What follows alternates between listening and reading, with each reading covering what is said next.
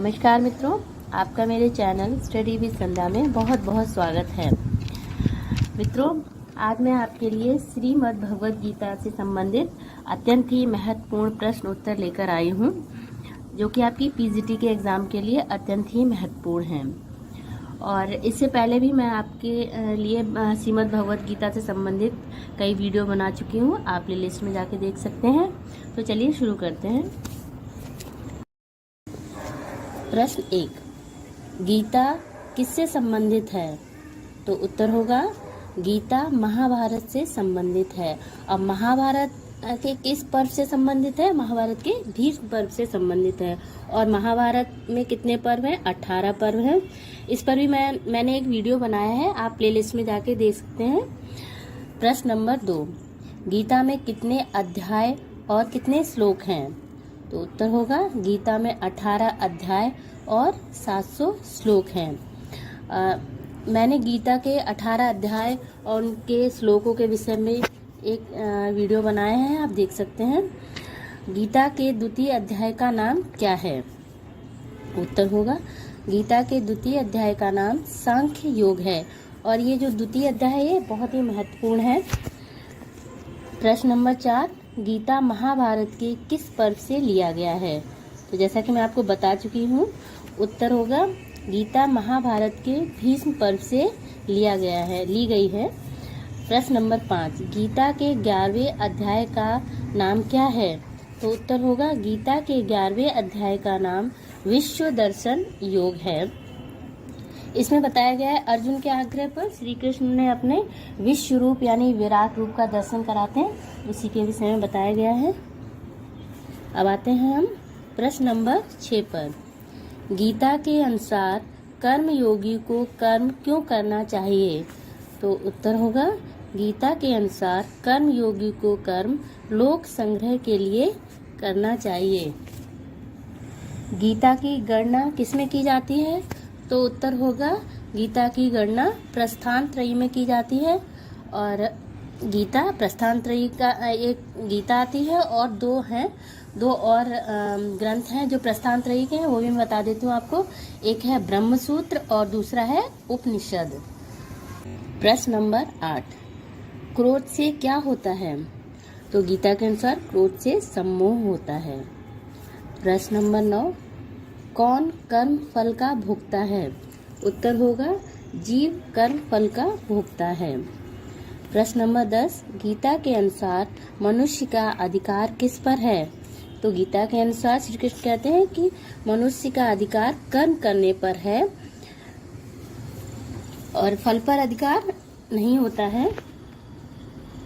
प्रश्न नंबर 11, गीता के अनुसार आत्मा किससे श्रेष्ठ है? तो गीता के अनुसार आत्मा बुद्धि से श्रेष्ठ है।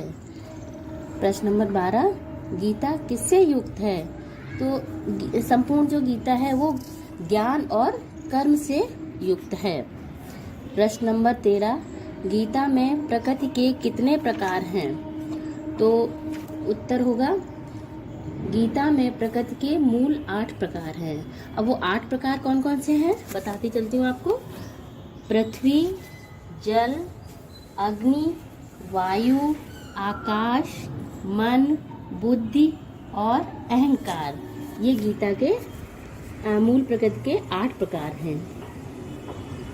प्रश्न नंबर 14, भगवत गीता में गुणाकेश और धनंजय किसे कहा गया है? तो ये तो सभी को पता ही होगा कि गुणाकेश और धनंजय श्री कृष्ण ने कई बार और भी कई अन्य नामों से अर्जुन को बुलाया है। प्रश्न नंबर 15, गीता को अध्याय के अंत में किस नाम से जाना जाता है? तो उत्तर होगा गीता को अध्याय के अंत में योग शास्त्र के नाम से जाना जाता है। प्रश्न नंबर 16, गीता की उत्पत्ति कब हुई थी? यहाँ पे की आएगा, गीता के बाद की टाइप नहीं हुआ है। तो उत्तर होगा गीता की उत्पत्ति मोक्षदा एकादशी को हुई थी। प्रश्न नंबर 17, गीता का सबसे छोटा अध्याय कौन सा है? तो गीता के जो सबसे छोटे अध्याय हैं 2 हैं।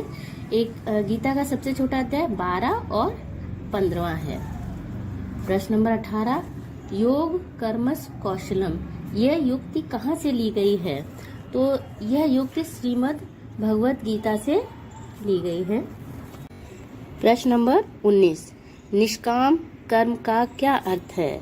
तो निष्काम कर्म का अर्थ है, हमारा उत्तर होगा अनासक्त होकर कर्म करना, यानी कि बिना किसी आसक्ति के कर्म करना, बिना किसी फल की चाह से कर्म करना। प्रश्न नंबर 20, नासतो विद्यते भावो विद्यते सतः, गीता का यह सिद्धांत किस दर्शन से संबंधित है? और ये जो नास्तो विद्यते भावो विद्यते सतः लिखा है, इसमें विसर्ग के बाद ये इन्वर्टेड कॉमास आएंगे, तो टाइपिंग में मिस्टेक हो जाती है कभी कभी। उत्तर होगा सांख्य दर्शन। गीता ही हमारा पूरा दर्शन है, सांख्य दर्शन है। अब आते हैं प्रश्न नंबर 21 पर, समत्वम योग उच्यते कहाँ से लिया गया है?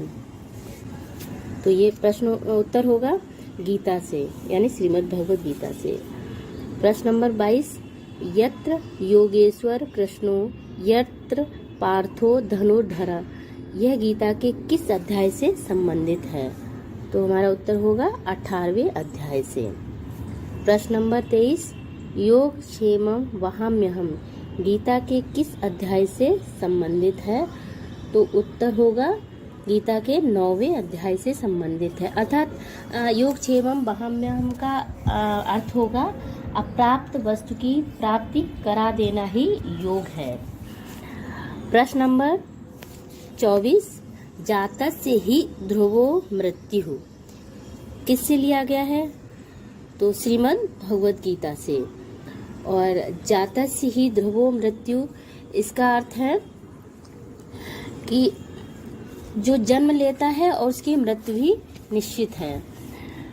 प्रश्न नंबर 25, और ये हमारा आखिरी प्रश्न है, इसके बाद मैं आपके लिए और भी प्रश्न लेकर आऊंगी।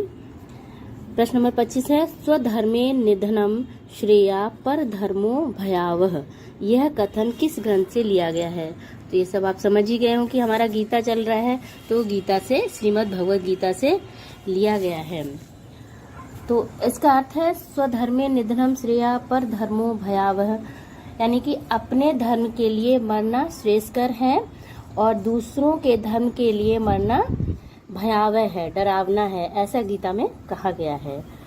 तो मित्रों, मैं आज आपके लिए 25 प्रश्न लेकर आई थी श्रीमद् भगवत गीता से संबंधित, और आगे भी यदि आप इनसे संबंधित प्रश्न जानना चाहते हैं तो मेरे चैनल पर बने रहें, और इस पे बने रहने के लिए आपको मेरे चैनल को सब्सक्राइब करना पड़ेगा।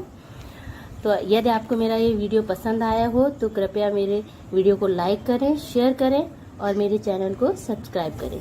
धन्यवाद।